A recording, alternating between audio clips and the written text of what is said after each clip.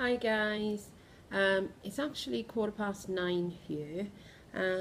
I've slept most of the afternoon again, so I'm feeling really refreshed as if it was like 11 o'clock in the morning, but that tends to happen when you sort of do shift patterns and things. It's been an interesting day today, and I hope you've all had a very interesting, enlightening day and learned some things and, sort of had some good experiences, and if you've had bad experiences, I hope you've learned from them. So today, a synchronistic thing happened. So before I'm going to talk about what I'm going to the topic for today, I want to tell you about something that happened earlier on this morning. I was in a motorbike shock. Yeah, it was a bit of a shock. My youngest son is having a motorbike. So we were in the motorbike shop, and I'm a little bit weary of motorbikes, and it's not because there are some amazing riders out there, and I'm not against motorbikes as such, but I do have a fear around sort of drivers, in cars, who are almost oblivious to motorbike riders and people that drive bicycles. So I have got this fear. So even though it's something that my son wants to do, and I have to let him go, he's a man now and he has to sort of learn life lessons himself, and it's his path, it's his journey. I do have this anxiety, but he's fine on a motorbike. He's had motorbikes all his life, and I'm not fearful for that at all. So anyway, we were in the motorbike shop to buy him his first bike, and I picked up a purse, and I haven't used this purse for probably years, and I mean years. It's a purse that I bought when I was in Paris with friends of mine from overseas, and it's a precious purse, so I don't tend to take it out very much, but it's a big purse, and obviously I needed a bigger purse today to sort of pay for the bike and stuff, so I took this purse with me. Well, when I was in the motorbike shop, I had this sort of pending sort of feeling of anxiety. It was like, ooh, a mother thing, an attachment mother thing going on within me. And then as I opened my purse and I was walking around the shop, something fell to the floor. And it wasn't until I realised that it was actually out of my purse, but it was this. Can you see it? It actually says hope on it. And it's an angel pendant that was maybe on the purse itself, or on the mint. It definitely wasn't on that purse, but angel of hope. All right. So for me, that was like a little sign, he's going to be watched over, and practice what you're preaching, Vic. Practice what you're actually putting out there, those self-fulfilling prophecies and the thoughts you put out there. So that was really, really synchronistic with regards to somebody later on phoning me up and saying, about this angel of hope thing, so there's a lesson in that for me. So thank you for that synchronistic events that happened today. Right, okay, what I was going to talk to you all about was sort of judging yourself by other standards. That was something that I was going to sort of include in today's video. And I've recently just had a phone call from somebody who is amazing, and I absolutely love her. The core of her is beautiful, and she's doing all this stuff, she's working on herself. And she sort of phoned me, and her way of dealing with discomfort within herself is to laugh. Okay, so her defense mechanism is to laugh about things, but she actually identified that she was extremely judgmental, and one of her things was that she didn't like in people was judgmental attitudes. Who are you to judge another person? But while she's been doing these sort of different exercises and things, and from the videos that I'm putting out there, she sort of realised that she's actually really quite judgmental herself. And she didn't like that part, when she identified that, oh, my goodness, I'm judgmental, but well done, because when you see it, you can hold it in your hand, you can nurture it, and you can develop that judgmental aspect of yourself. So that was a massive step for her. Yes, it can be shocking when you see the darker sides of yourself, but when you've got them in your hand, they're there, you can actually work with them, and you can actually heal yourself. You can heal yourself by seeing those bad bits of yourself. Nobody's all bad, nobody's all good.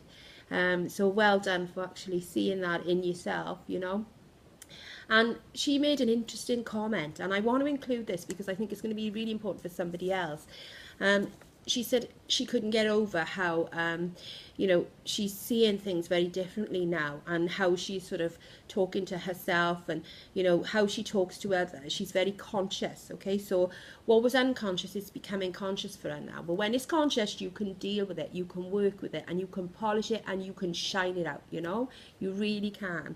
But what she actually said was, all these years, and I really know that this is going to be important, so thank you for giving this to everybody else. You know who you are, and I won't mention your name, and I love you loads, right?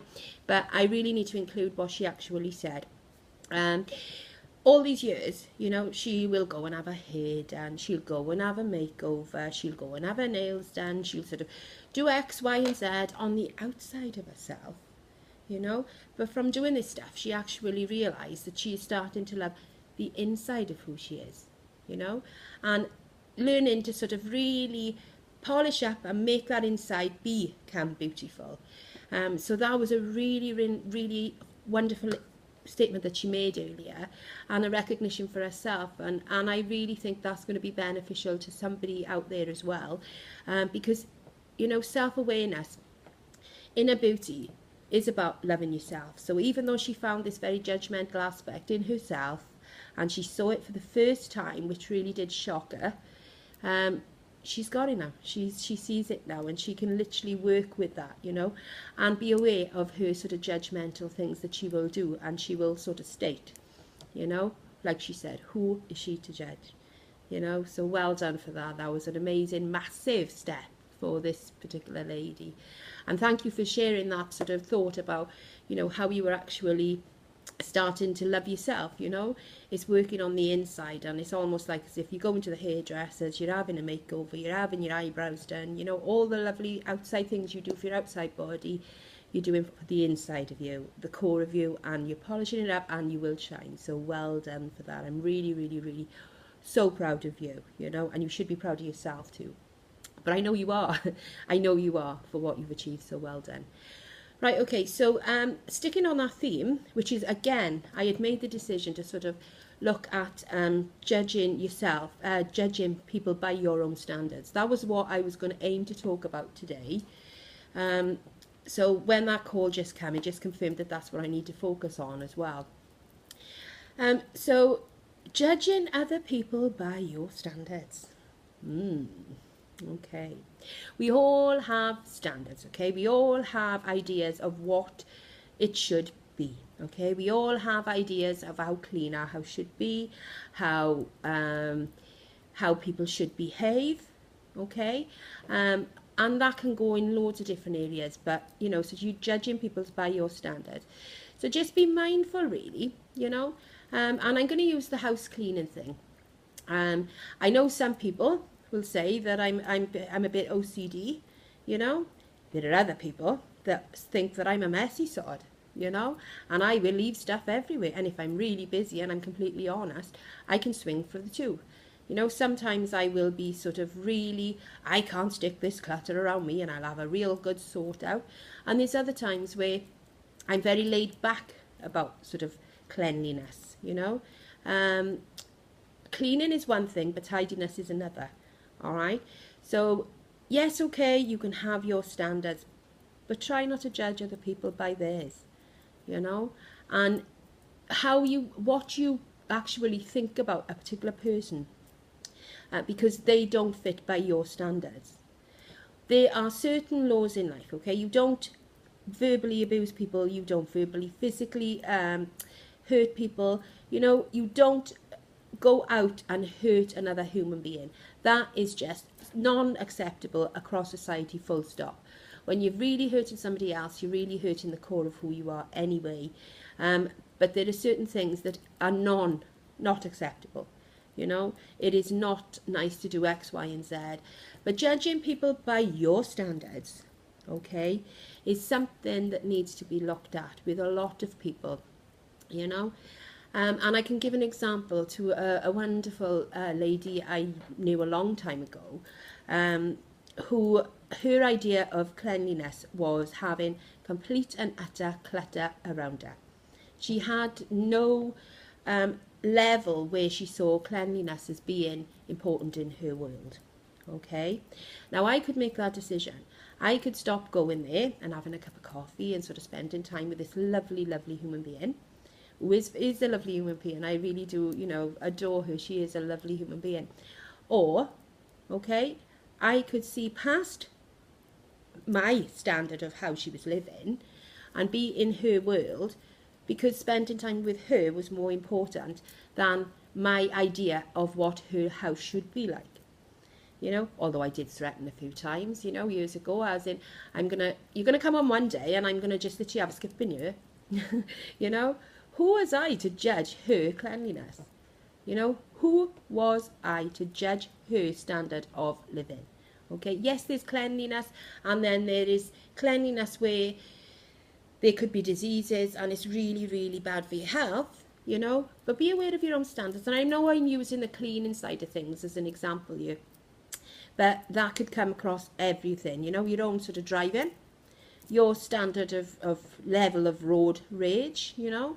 We all have certain standards that we have to sort of meet, all right? But just be aware of how you judge people by your standards, all right? So that's something that I want to talk about, or I was talking about, but I'd made that decision earlier on to sort of talk about that stuff anyway. And I think probably we sort of come into the end of, yeah, it's 9:25 now. But I do feel very much alive today. But then I've slept most of the afternoon, and this is what tends to happen because there isn't any sort of, there's not a sleeping pattern, you know, working all different shifts. But again, that's part of where I'm at the minute, you know, in that back wheel sort of being sort of stuck in the mud, as they say. But a lot of positives can still come from where I am at the minute. And I'm enjoying sort of tying everything up and the loose ends and, you know, all the different things. So all good, you know, in my world at the minute. Even the sort of little bits that I've experienced, you know, and even from today with the little angel of hope that dropped out of a very special purse that holds a lot of wonderful memories for me. And just a reminder, you know, there's always hope. You know, that ray of hope is always there, you know, and just homing on it, you know, that ray of hope within me, you know, is always there. So just tap in on that. So thank you for that, you know, sort of whatever, whoever, you know, that gave me that little bit of comfort today. And that synchronistic event where I had a phone call just not long after, you know, talking about sort of becoming an angel of hope for people, you know, and I'm no better than anybody else, you know, I'm not, but how these videos are really helping people. So I got clarification that this is something that people are benefiting from, and I will keep doing that, even though the core of me knows this is something that I have to do. I have to keep doing these videos. I don't have to do anything else at the minute, and I'm not even worried about all the sort of computer side of things, because whatever this is going to be will be, you know. All I have to do is just sit here and blabber for now, you know. And yes guys, I've got a list. My poor list is becoming very, very long with topics that you want me to talk about, and I will. But first of all you need to do is stop that swinging, you know, and identify where you're coming from and start shining up that core of you, you know, really sort of working on that core of who you truly are. And like I've said, I don't know how many times, and I'll say it over and over and over and over again, that inside the true person, the core of who you are, is not all bad and it's not all good. And when you merge the two and it becomes a grey, and from that grey comes this array of colours, you know, this wonderful array of colours, and that's the true who you are, that's the truth.